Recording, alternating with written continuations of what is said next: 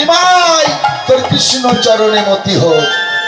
আচ্ছা মায়েরা, এখনকার দিনে সন্তানেরা নয় প্রণাম করেই না, যদি কেউ করে আমার মায়েরা কি আশীর্বাদ করেন, কি আশীর্বাদ করেন? থাক থাক। হ্যাঁ, আমার সন্তান বাবা তুই ভালো থাক, তোর শরীরটা সুস্থ থাক, পড়াশোনা করে ইঞ্জিনিয়ার হতে পারি, সেটাই আমি আশীর্বাদ করি। উকিল হোস, ব্যারিস্টার হোস। আচ্ছা বলুন তো বাবা, কোন মা বলে তোর কৃষ্ণ চরণে মতি হোক? কেউ বলে না। বলে? কারণ জানে যে কৃষ্ণ চরণে মতি হোক, এই আশীর্বাদ যদি করি আমার ওই সন্তান আমার থাকিবে না গো, সন্তান আমার থাকিবে না গো, ভাই ছেড়ে চলে যাবে আমার সন্তান থাকিবে না গো, গৃহে ছেড়ে চলে যাবে আমার সন্তান থাকিবে না রে। এই জন্য আমার মায়েরা এই আশীর্বাদ করে না। এটাই স্বাভাবিক বাবা, এটা খুব কঠিন ব্যাপার। কেন জানেন? বৃন্দাবনে মা যশোদার কৃষ্ণ গোপাল, এখন ওই যে কৃষ্ণ, ওই যে সাক্ষাৎ ভগবান, এটা কিন্তু মা যশোদা জানতো না। কি বাবা? জানতো না। জানলো কখন? যখন 5 বছর বয়সে অগাসুর, বগাসুর, তৃণবত্তাসুর বড় বড় ওষুধ দিয়ে ওই কংসবধ, কালিয়া দমন, তাই না, এত সুন্দর সুন্দর যে লীলাগুলো করেছে, এই লীলাগুলো করার পরে বৃন্দাবনবাসী, বৃন্দাবনবাসিনী সবাই এসে বলে, যশোদা তোর ওইটুকু ছেলে কত বড় বড় কাজ করে জানিস?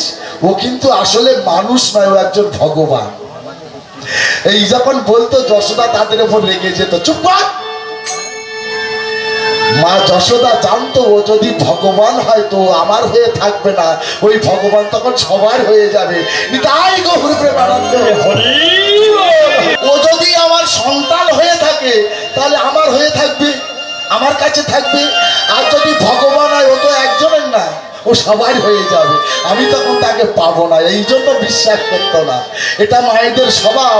মা যদি বলা হয় ইঞ্জিনিয়ার, ডাক্তার, ব্যারিস্টার, উকিল হও, সে আমার কাছে থাকবে, তাই যত নির্যাতন দেয় দেখ, বুড়ো বয়সে বারান্দায় শুতে দেবে, বুড়ো বয়সে গোয়াল ঘরে শুতে দেবে, তবু ওই সন্তানের বদনটা দেখে মায়ের মনটা তৃপ্তি পাবে।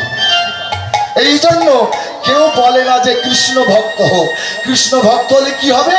সে তো এই গৃহ থাকবে না, কি করবে? সে বৃন্দাবনে চলে যাবে। এই যে আমার সুসেন্দার একটা ছেলে আছে না, সুদর্শন, বৃন্দাবনবাসী। আচ্ছা ওই মায়ের কি দুঃখ আছে নাকি বলুন তোমার? আমার ওই দিদি ছেলেটা দেখতে পায় না, সেই যে চলে গেছে, এখনো পর্যন্ত বাড়ি আসেনি, তাই না? তো এই বাবা মায়ের কি দুঃখ হওয়া উচিত না?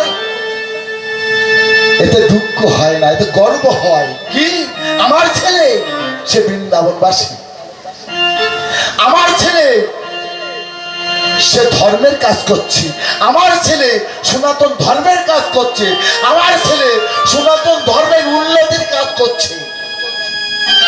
এটা গর্ব হয় সেই বাবা মায়ের।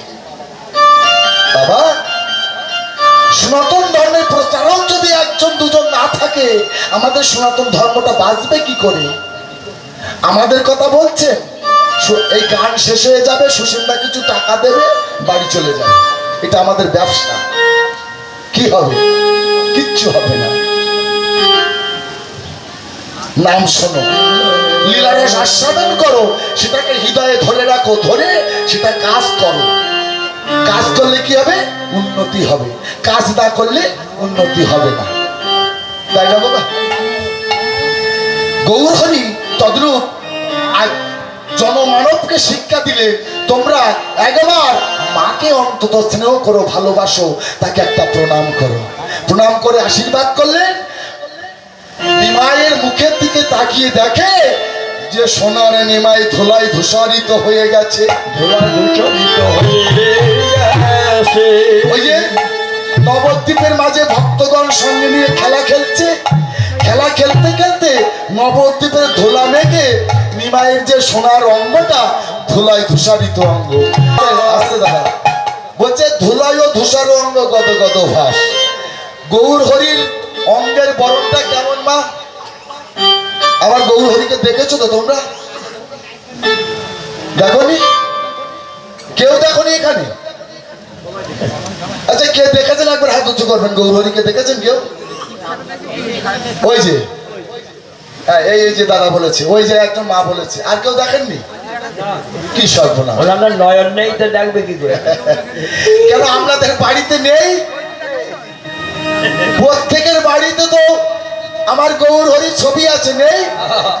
দুহাত তুলে সেটা কি দাঁড়িয়ে দেখনি? আচ্ছা সেই গৌর হরি কেমন করে দাঁড়িয়ে আছে তো? এমনি ভাবে? আচ্ছা কোনোদিন কি বলেছেন যে গৌর হরি তুমি সারাটা জীবন আমার ঘরে দাঁড়িয়ে হাত উঁচু করে আছো, তোমার হাতটা ব্যথা হচ্ছে না, একটু নামাও না হাতটা? কি বলেছে? শুদ্ধ মানে সকালবেলা সন্ধ্যাবেলায় একটা করে বাতাসা আর একটা করে নকুল দানা, তার উপরে একটা তুলসী পাতা, ওই যত খাচ্ছে ওই গৌর হরি তত ডায়াবেটিস বেড়ে যাচ্ছে। হাত আর নিচে যাবে না। হাত আর নিচে নামে না। ওমা ভক্ত যারা হয় তাদের কষ্ট হয়, তারা বলে গৌর হরি তুমি হাতটা উঁচু করে দাঁড়িয়ে আছো, হাতটা কি নামাবে না? গৌর হরি এক ভক্ত বলেছিল হ্যাঁ নামাবো। বলে কবে? বলে শোন কবে নামাবো জানিস? হাতটা উঁচু করে আছে, এই নদিয়া নবদ্বীপে অর্থাৎ যত নরনারী আছে সবাই যেদিন সবাই মিলে হাত তুলবে সেই দিন আমি হাত নিচে নামাবো।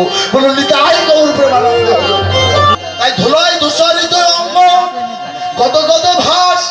আমার সোনার নিমাই, আমার সোনার গৌর যেই না প্রণাম করেছে, মা সচি মাতা বলছে ওরে নিমাই আমার সোনার নিমাই অঙ্গে কে ধুলা মাখালো, সোনার রঙে ধুলা মাখালো।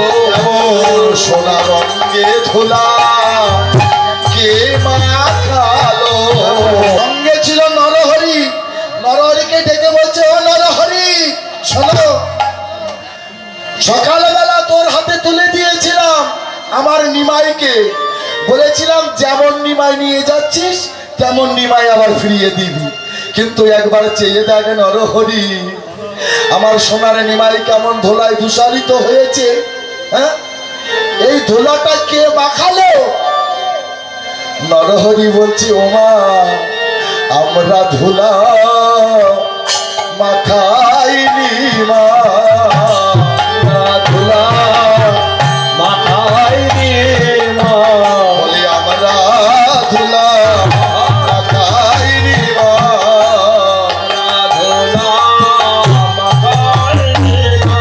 বলে নিজে ধুলা মেখেছে মা, আমরা ধুলা মাখাইনি মা। সে ধুলা মেখেছে মা, আমরা ধুলা মাথায় নিয়ে মা। তুমি বিশ্বাস করো আমরা ধুলা মাখাইনি তোমার নিমাই রঙে, তাহলে মাখলো কি করে? বলছে শোনো মা, নদিয়ায় যে ভক্তগণ সঙ্গে নিয়ে আমার গৌর হরি যখন ভক্ত সঙ্গে নিত্য কীর্তন করছিল, কীর্তন করিতে করিতে যে ভক্তের নয়নে জল দেখেছে, তোমার নিমাই কি করেছে জানো? সেই ভক্তের চরণ ধুলি গাই মেখেছে। নরহরি বললেন মা আমরা ধুলি মাখাইনি, তোমার নিমাই নিজে নিজে ভক্তের চরণ থেকে ধুলি তুলে সারা অঙ্গে গায়ে মাখে, আর বলে কি জানো? বলে এইবারে জনম ধন্য হলো।